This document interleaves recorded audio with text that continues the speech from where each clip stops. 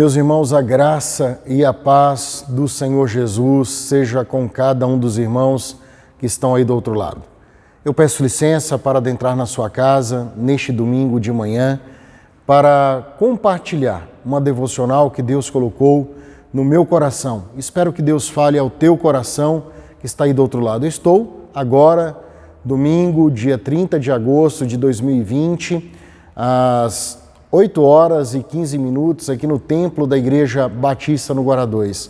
Hoje nós não teremos programação aqui na igreja pela manhã. Nossa programação se dará no período noturno, né? A partir das 18 horas teremos a nossa escola bíblica dinâmica e às 19h30 o nosso culto de celebração. Me recordo que antes da pandemia já estávamos em casa nos arrumando para vir à casa do Senhor, não é?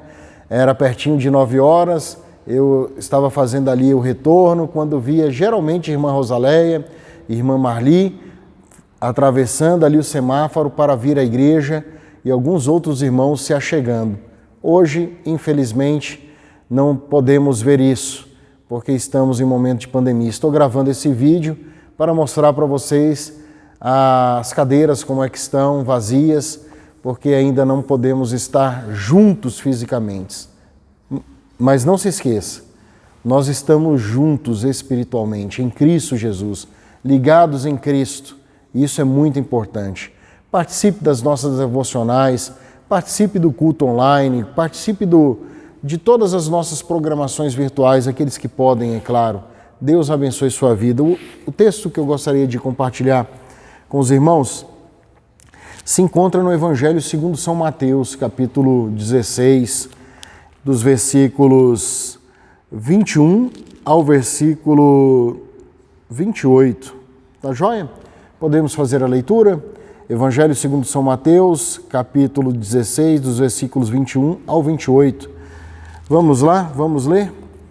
Desde o tempo, Jesus começou a mostrar aos seus discípulos que era necessário que ele fosse para Jerusalém, sofresse muitas coisas nas mãos dos anciãos, dos principais sacerdotes e dos escribas, fosse morto e no terceiro dia ressuscitasse. Então Pedro, chamando-o à parte, começou a repreendê-lo, dizendo que Deus não permita, isso de modo nenhum irá lhe acontecer. Mas Jesus, voltando-se, disse a Pedro: saia da minha frente, Satanás, você é para mim uma pedra de tropeço, porque não leva em consideração as coisas de Deus, e sim dos homens.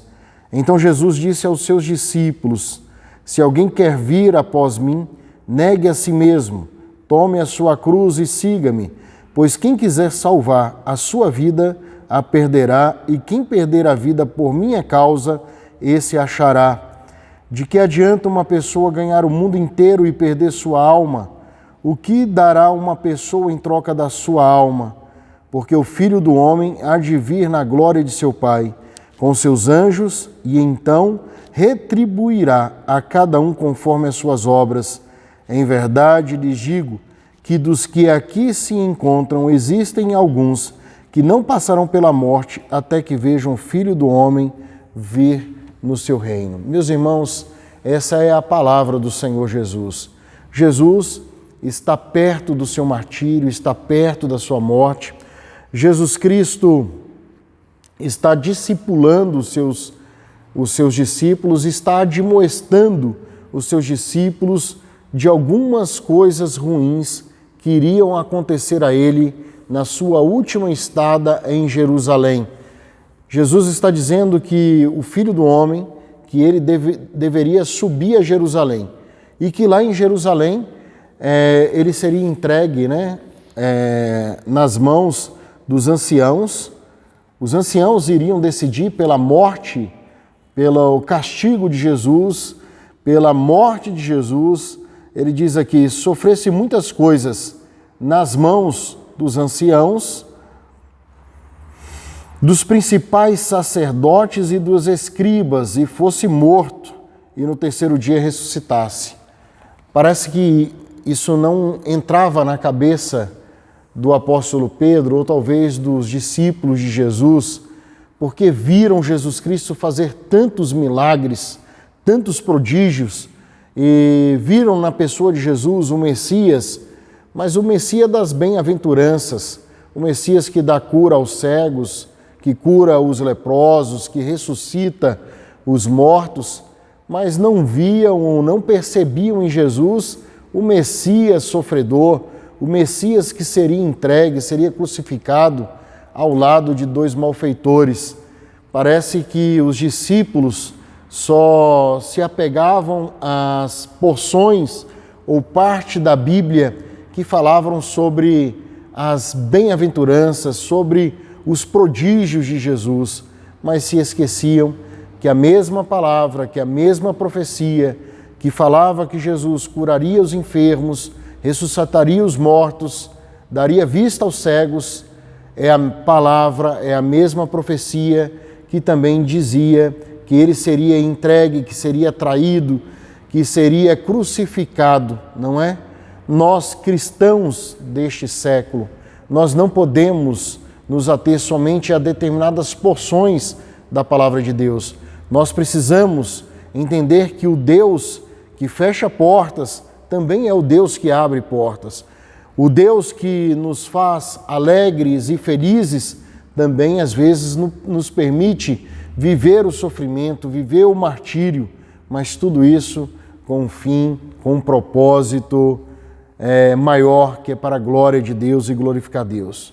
Pedro, talvez por ser impetuoso, aquele que mais falava, ele chama Jesus ao lado e diz: Senhor, isso não pode acontecer. Está indo tão bem o ministério está fluindo, as multidões estão aqui, olha, o Senhor já ganhou as pessoas da Judéia, de Samaria, e o Senhor está ganhando as pessoas aqui de Jerusalém. Então, olha só, o seu ministério deve continuar, o seu ministério é assim, o Senhor não vai sofrer, tal, aquele negócio todo. Jesus vira para o apóstolo Pedro e diz que o Senhor vê Satanás nesse discurso, e ele diz: saia da minha frente, Satanás. Você é para mim pedra de tropeço, porque não leva em consideração as coisas de Deus, e sim as coisas dos homens. Pedro ouviu a voz de Satanás e não ouviu a voz de Deus naquele momento. Momentos anteriores ele havia confessado que Cristo era o Messias. Quem dizem as multidões que eu sou? Pedro toma a dianteira e diz: olha, tu és o Cristo, o Filho de Deus. E agora ele diz que o Cristo, o Filho de Deus, não pode participar ou fazer parte desse sofrimento. Quem é que disse isso? Satanás aos ouvidos de Pedro, e Pedro aceitou aquele conselho e falou besteira naquele momento. Jesus, vendo e ouvindo e percebendo que aquela palavra não era de Deus, ele repreendeu a Satanás naquele momento e aproveitou aquele momento para exortar os seus discípulos sobre o seguir Jesus, o vir após mim. Meus irmãos, na semana que se passou, hoje nós iniciamos uma semana. Domingo passado, quando voltei do culto de celebração, liguei a televisão em casa, estava assistindo e foi noticiado que um padre da cidade de Trindade, no Goiás, um padre muito conhecido, não me lembro o nome agora, ele foi suspeito ou está sendo suspeito de ter desviado milhões de reais na construção de uma das maiores basílicas em território brasileiro.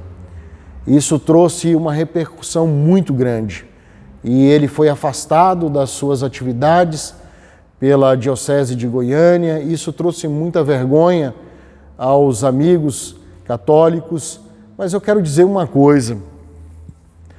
O procurador, uma pessoa que estava investigando, disse algo muito interessante.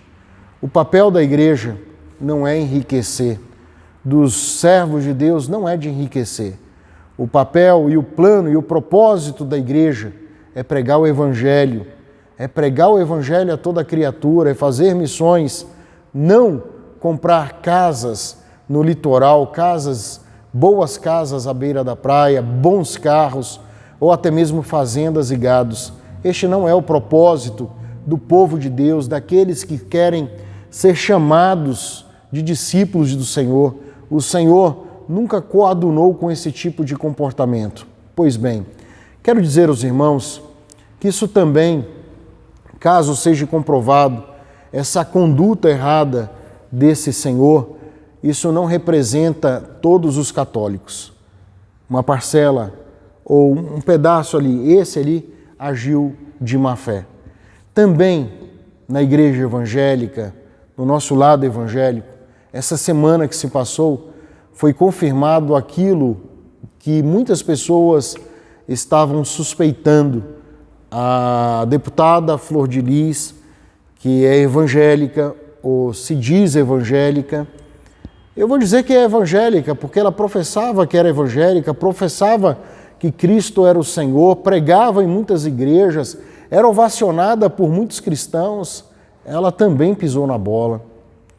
Ela não estava indo bem no casamento, o casamento já parece que era meio conturbado. Uma mulher que iniciou a sua história, ou pelo menos que foi passado, que ela começou a adotar crianças, adolescentes ali do Rio, sem pais, e teve várias gerações de crianças. Agora foi confirmado essa semana que o marido, que era o marido dela, foi um dos primeiros filhos dela, que também foi namorado de uma das filhas, e o casamento não ia bem, e ela resolveu não se divorciar porque poderia escandalizar o nome de Deus, pelo menos foi isso que foi noticiado, e ela articula com algumas outras pessoas a morte, o assassinato do próprio esposo, e trouxe bastante repercussão também, e terrível, terrível, as notícias estarrecedoras. Meus irmãos, eu concluo esse exemplo, desses dois exemplos, que religião não define caráter de ninguém. Que se a pessoa deseja realmente ser discípulo de Jesus, seguidor de Jesus, ela deve negar a si mesma. Ela deve fazer morrer todos os dias o velho homem. O velho homem que quer roubar, o velho homem que quer se prostituir, o velho homem que quer mentir, o velho homem que quer falar mal, o velho homem que quer matar, o velho homem que quer viver as riquezas materiais do mundo e não viver as riquezas de Deus. Nós precisamos matar o velho homem a cada dia em nossa vida e nós precisamos renunciar, nós precisamos tomar a nossa cruz.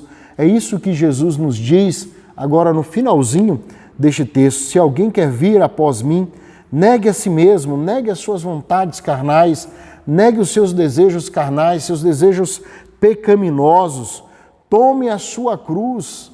Nós precisamos tomar a nossa cruz e seguir Jesus Cristo no caminho de santidade, no caminho de amor, no caminho de renúncia.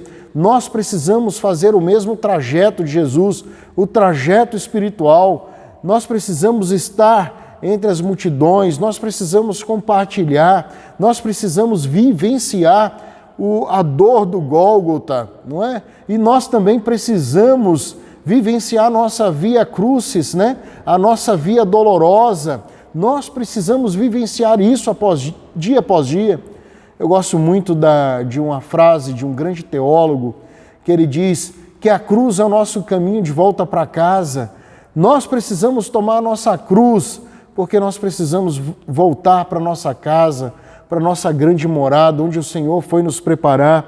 Então, o Senhor diz, tome a sua cruz e siga-me, e quem quiser salvar a sua vida, a perderá, e quem quiser perder a vida por minha causa, esse a achará. De que adiantará uma pessoa ganhar o mundo inteiro, adquirir riquezas, bens materiais, fazendas, gados? Do que adianta uma pessoa ter prestígio aos olhos dos homens, ter prestígio no plenário ou entre a comunidade religiosa, né? Ganhar o mundo inteiro e perder a sua alma? O que dará uma pessoa em troca da sua alma? São perguntas que o Senhor faz, porque o Filho do Homem há de vir na glória de seu Pai com os seus anjos e retribuirá a cada um segundo as suas obras. Jesus está voltando e Ele está voltando com seus anjos, meus irmãos. Nós precisamos estar prontos para a segunda vinda de Jesus. Precisamos estar alicerçados em Cristo. Meus irmãos, que possamos seguir a Jerusalém, que possamos subir a Jerusalém e que possamos sofrer dia após dia tudo aquilo que o Senhor deseja que passamos ou venhamos a vivenciar, mas nós não estamos sozinhos. Cristo está conosco, o Senhor está conosco, o Senhor está contigo na sua caminhada cristã. Não é fácil. Vamos viver momentos difíceis de sofrimento, de dor, de angústia. Em alguns momentos nos sentiremos até abandonados. Isto é uma falácia, é um sentimento de abandono, mas na verdade nós não estamos sozinhos, não estamos abandonados, e as dores e os sofrimentos que passamos, muitos outros servos de Deus passaram antes de nós, e muitos outros irão passar ainda na sua caminhada cristã. Isso faz parte da nossa espiritualidade. Eu oro para que o Senhor te sustente hoje e sempre na sua caminhada e que você permaneça fiel em Cristo Jesus, que todos nós possamos permanecer fiéis no Senhor Jesus Cristo. Amém, meus irmãos? Eu desejo a todos um domingo feliz, abençoado. Logo mais à noite estaremos disponibilizando o link da nossa Escola Bíblica Dinâmica e também do nosso culto de celebração da noite. Deus abençoe você, Deus abençoe sua vida. Amém?